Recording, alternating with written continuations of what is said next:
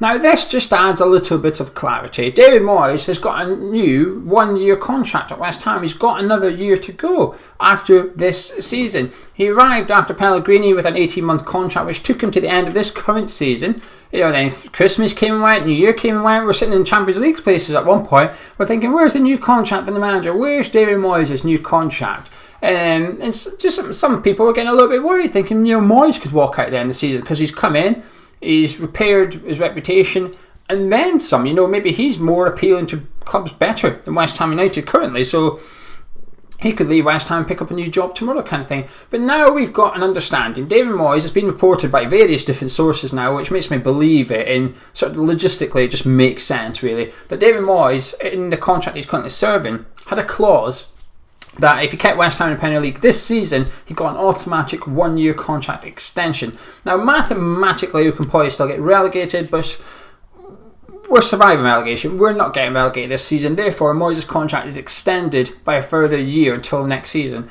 However, he's going to be getting a new deal anyway. The same sources, there's different ones as well. It's not just one source here. There's 3 or 4 different reporters suggesting this, that he's still in negotiations with the club over a longer term deal, which he'll get in the summer after the season's finished, when they see where we finish and so on and so forth. That he'll be rewarded anyway. I imagine it'll be a 3-year deal or something.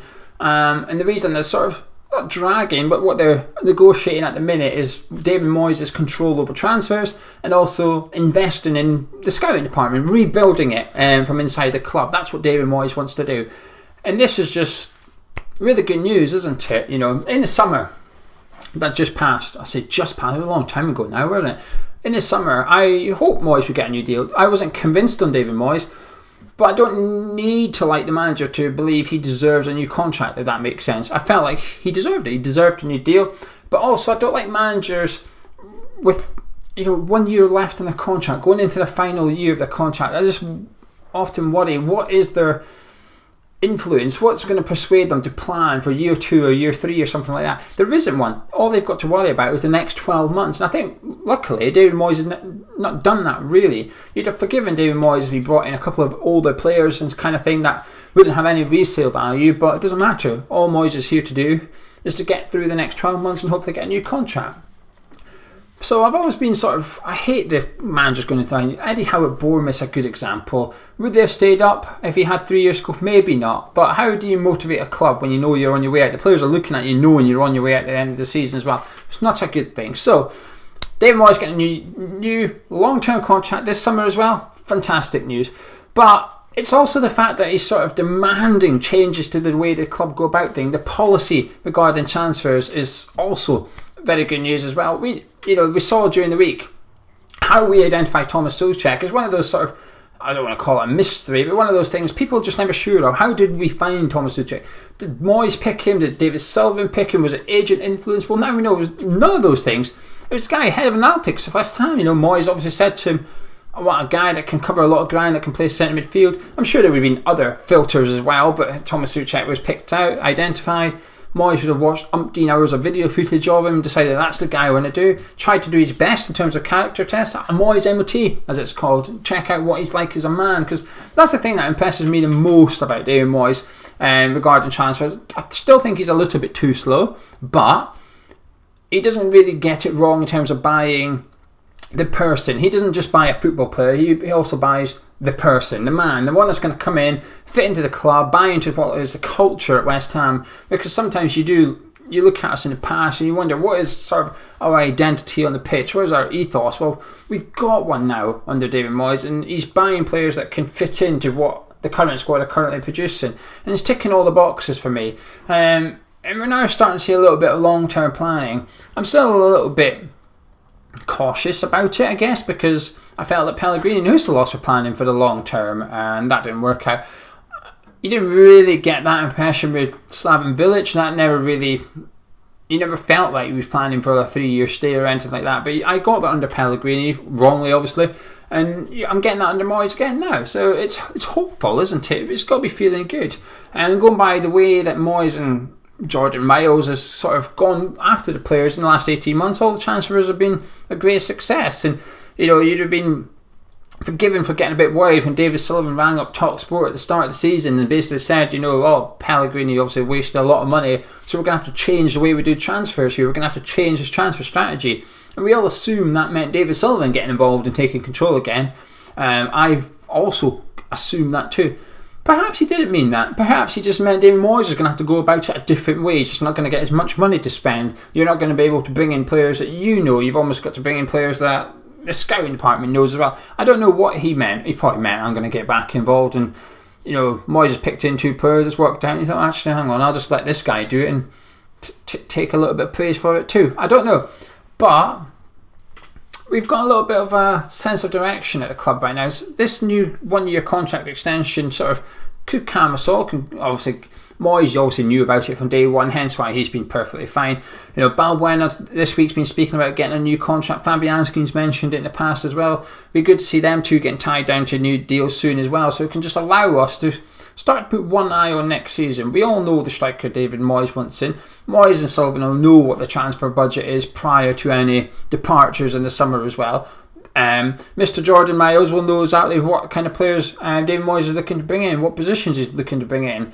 And when it came to this Youssef En-Nesyri, I was a little bit sort of like, well, how has David Moyes identified this guy? Because we know he likes to go watch them, and he can't do that. So how has David Moyes decided that that's his number 1 striker target? If it is, obviously. Well, I think it's fair to assume it's the same way we've identified Thomas Souček. We've ran the numbers, we've had a look at the videos and stuff and picked this guy out that could fit it, and I'm sure Moyes has sat down and done his research and watched his hours of footage and decided, actually, this is the guy that can come in and play the way I want to play, the striker role at West Ham that I want to create, whatever that is, whether it's the way we're currently doing or he wants to adapt it slightly, and he's the one that's going to allow us to do that. I'm not so sure.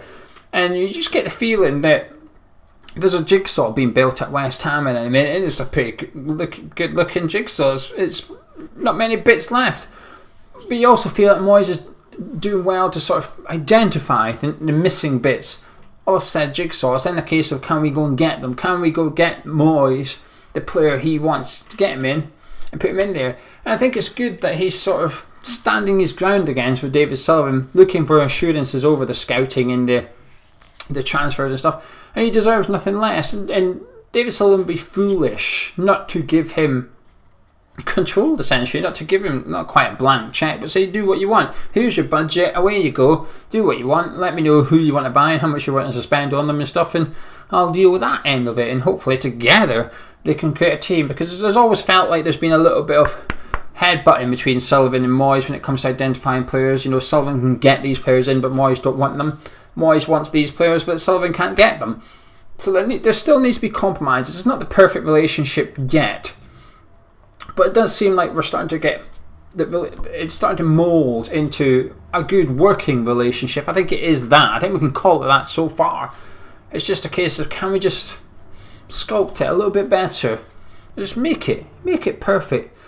Maybe Jordan Miles is the guy that's going to do that. I don't know. I mean, I never heard of the guy until this week, this Jordan Miles guy. But it's good vibes at the club. I mean, I'm not just talking about on the pitch. On the pitch has been good vibes for a long time. You can see the squad harmony. You can see the results. I'm talking about off the pitch now in terms of planning, progression, creating a culture at West Ham United, creating an ethos, an identity, something we've struggled with for a long, long time. It feels like we're starting to create one. It might be the David Moyes one. It might be the David Moyes and David Sullivan one. And in the transfer market, it might be the David Moyes and Jordan Miles one. I don't know. But we're starting to get a little bit less scattergun. And I know in the January we were linked to 30 strikers. But you know something? That doesn't matter. We were linked to them. It doesn't mean we wanted them. It doesn't mean the interest was genuine. Anyone can throw names out there. It doesn't mean we actually want them, though. So when all these 26 come out, I bet you there's only 3 or 4 that David Moyes actually wants. Or David Moyes has looked at and thought, that's my guy. The other 23, maybe he has looked at them. Maybe Jordan Miles has said to him, this guy's available. Or Sullivan said, this guy's available. And they've been dismissed left, right and centre. But I've got a good feeling about this transfer window in summer. Funds permitting, should the money be available, I don't know. Just got a good feeling that we're heading in the right direction at the minute, and Long may it continue. Anyway, I'm going to disappear now. If you've enjoyed this video, drop a like on it, subscribe if you're new to this channel. As always, myself and Gonzo will be live tomorrow at 10:55, early start for the Spurs game. David Moyes has got a 1-year contract extension and a new one coming this summer. Happy days.